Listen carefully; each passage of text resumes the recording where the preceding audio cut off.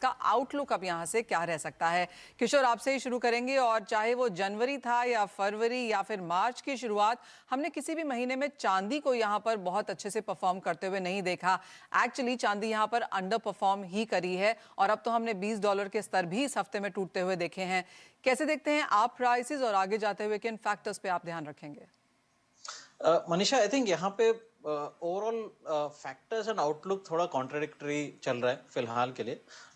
And silver का अगर देखें तो पिछले 2 साल में 2021-22 दोनों साल में कुछ खास परफॉर्मेंस दिया नहीं है। उससे पहले अगर आपको 2019 और 2020 का देखेंगे, उस हिसाब से जो रिटर्न्स दिया थे, आई थिंक 2019 में 21% का रिटर्न दिया था।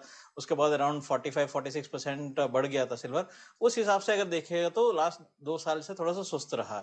नंबर 1। नंबर 2, फंडामेंटल फैक्टर्स जो है, जो स्पेशली जो सिल्वर में 40% ही आपको अलग अलग तरीके का कंजम्पशन या कंज्यूमर डिमांड या इन्वेस्टर डिमांड बोल दीजिए, आपको बार या यूटेंसिल्स या सिल्वर ज्वेलरी हो गया, वो सब 30-40% रहेगा। 60% तो एक्चुअली इंडस्ट्रियल डिमांड है। वहां पे बहुत बड़ा बदलाव दिख रहे हैं। ग्रीन टेक्नोलॉजी के ऊपर ग्लोबल इन्वेस्टमेंट्स जा रहे हैं। ग्रीन टेक्नोलॉजी में सिल्वर का बहुत ही बड़ा महत्वपूर्ण हिस्सा है। वहां पे इधर सोलर पैनल्स और देख लीजिए या ईवीस देख लीजिए, कि जहाँ पे नॉर्मल व्हीकल में अगर आप इवन हाइब्रिड व्हीकल भी पकड़ लीजिए तो वहाँ पे 25-30 ग्राम का जो सिल्वर यूज होता है पर व्हीकल, जहाँ पे ईवी में 50-60 ग्राम के आसपास का यूज हो जाता है। सो जहाँ पे जो जंप आ रहा है वो कंजम्पशन साइड जंप आ रहा है और उस हिसाब से डिमांड बढ़ने वाला है। बट यहाँ पे जो कोविड की वजह से जो चाइना में स्लो डाउन आया, वो कहीं ना कहीं शॉर्ट टर्म में इम्पैक्ट किया था। उसके वजह से करेक्शन देखा है। डॉलर का जो मजबूती है वो भी थोड़ा बहुत बुलियंस को जो हैम्पर किया है, वो भी शॉर्ट टर्म करेक्शन के लिए जा रहा है। So even further current levels पे आपको टेक्निकल पैटर्न्स देखेगा तो शायद और $1-2 डाउन साइड दिख रहे हैं। सो $18 तक भी आ सकता है। जो इंडियन मार्केट्स में अगर देखेगा तो 56,000 57,000 तक भी डाउन साइड आ सकता है। But that is the bottom. So मेरे हिसाब से एनीवेयर क्लोज टू 57-58,000 के नीचे मुझे सस्टेनेबल चांदी का प्राइस लगता नहीं है। But medium to long term, that is 12 महीने से 18 महीने का अगर आप व्यू लेके चलते हैं तो बहुत ही स्ट्रॉन्ग फंडामेंटल रीजंस है जहां पे मैं बिलीव कर सकता हूं कि इंडियन रुपीस में आपको 72,000 75,000 in a base case scenario, best case scenario आपको 80,000 तक भी आपको दिख सकता है 18 महीने का इंटरवल में अगर देखें तो। ऑल राइट, चिराग शेठ, ये सवाल आपसे है। और जिस तरह से बात की जा रही है कि इंडस्ट्रियल डिमांड यहाँ पर काफी बेहतर होती हुई नजर आ रही है, चीन अब यहाँ पर खुल चुका है, और जैसे किशोर ने कहा भी कि मैक्रोज एक तरफ हैं और ऑन ग्राउंड रियलिटी दूसरी तरफ है, तो बाजार इन सब के बीच में कहीं पे आके अटक गया है। लेकिन अगर हम कैटेगराइजेशन देखें तो कितनी investment, physical buying, industrial demand आप इंडियन मार्केट्स में अब एक्सपेक्ट कर रहे हैं 2023 के लिए? देखिए, मैं किशोर की बात से कुछ हद तक सहमत हूँ। जहाँ पे अगर हम डिमांड की बात करें तो डिमांड में काफी हद तक बहुत ज्यादा स्ट्रेंथ दिखाई दिया है 2022 में। इसमें बहुत ज्यादा इंडियन मार्केट का एक योगदान रहा है। जैसे हमने देखा है कि इंडिया में ज्वेलरी देखे, इन्वेस्टमेंट देखे, सिल्वरवेयर देखे, इन सब में काफी हद तक बहुत ही ज्यादा शार्प रिकवरी हुई है। इसका रीजन ये भी है कि कंज्यूमर लेवल डिमांड भी आई है और रीस्टॉकिंग ट्रेड की तरफ से भी आया है। अगर हम इंडस्ट्रियल की बात करें तो किशोर ने दो बहुत ही इंपॉर्टेंट चीज कही। एक, जैसे हम कहते हैं कि जो इलेक्ट्रॉनिक एंड इलेक्ट्रिकल डिमांड है वो काफी हद तक स्ट्रांग रही है। उसमें काफी सारे जो देश है, जैसे इंडिया है, उसे एक China Plus One जो कंपनीज जिसे कहते हैं डी हेजिंग करना चाहते हैं, उसका भी एक फायदा हुआ है। और दूसरी बात, फोटोवोल्टेक है, ग्रीन टेक्नोलॉजी है, उसका भी एक सपोर्ट जरूर डिमांड पे आया हुआ है। जबकि हम प्राइस देखें, प्राइस का एक्चुअली और गोल्ड एंड सिल्वर एक पिक्यूलर चीज है जहां पे डिमांड एंड सप्लाई, सिर्फ demand and supply he price drive नहीं करती। हालांकि price is driven by lot of macro factors, और जो यहाँ पे सिल्वर में बहुत ज्यादा वीक है। सिल्वर एक, क्योंकि अपनी चाल बेस मेटल से भी लेता है, तो उसको दबाव जो कॉपर में स्लो डाउन जो आया है, प्राइस स्लो डाउन आया है बिकॉज ऑफ चाइना, और दूसरा गोल्ड में भी जो प्राइस में स्लो डाउन, इन दोनों का खामियाजा सिल्वर में देखने को मिला है। तो हालांकि डिमांड बहुत ही ज्यादा स्ट्रांग है, रोबस्ट है, बट प्राइस फैक्टर जो मैक्रो ड्रिवन फैक्टर्स है, उसकी वजह से प्राइस में एक जरूरी इम्पैक्ट देखने को मिला है। और किशोर ने कहा कि यहाँ से $1.5-2 की गिरावट देखने को और भी मिल सकती है। आपको क्या लगता है कहाँ बनेगा बॉटम इस साल के लिए? जी हाँ, बिल्कुल मनीषा। देखिए, आप जानते हैं, हम कहते आ रहे हैं कि ये जो सारे जो प्राइसेस जो हमने स्पेशली नवंबर, दिसंबर, जनवरी में जो रैली देखी अनसस्टेनेबल है। हमारा आज भी मानना है कि सिल्वर $18 के नीचे ट्रेड करना चाहिए by end of this year. और वो इंडियन मार्केट्स में क्या कैलकुलेट करेगा? आप इंडियन मार्केट में यहाँ से आप समझ लीजिए अनदर 8 to 10% एक फॉल आना चाहिए। ओके, तो एक मुनाफा वसूली की एक्सपेक्टेशन यहाँ पर चांदी में जरूर है, यानी कि अगर आपको खरीदारी करनी है तो उसके मौके यहाँ पर जरूर मिलेंगे।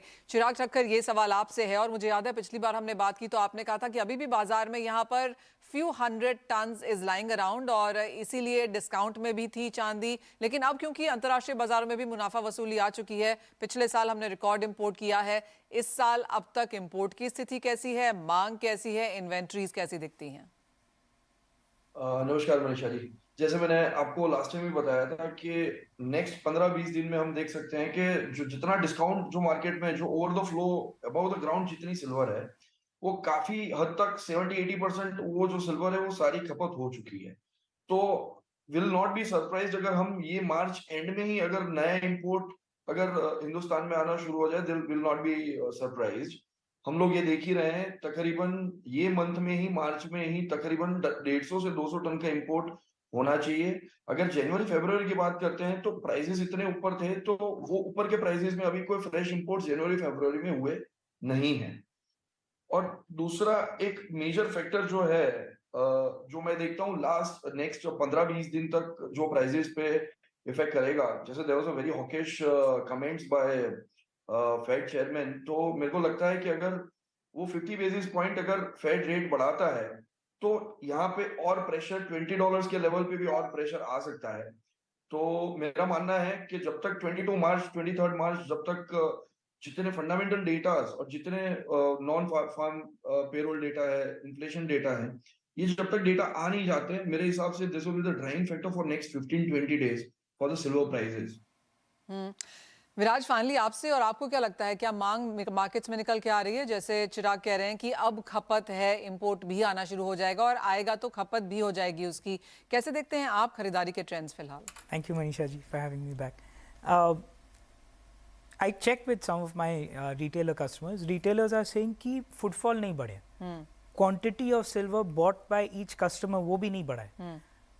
जो थोड़ा सा डिमांड आ रहा है, जो चिराग बोल रहा है, मुझे भी दिख रहा है, वो जो मैन्युफैक्चरर्स और होलसेलर्स हैं वो खरीद रहे हैं, क्योंकि वो उनको दिख रहा है कि डिमांड आने वाला है या वो अपॉर्चुनिस्टिक बाइंग कर रहे हैं। पर ग्राउंड लेवल पे जो एंड कंज्यूमर है वो नहीं खरीद रहा है। और जो किशोर ने कहा, ग्लोबली 60% चांदी इंडस्ट्रियल में यूज होता है, इंडिया में वो परसेंटेज 15% के आसपास है।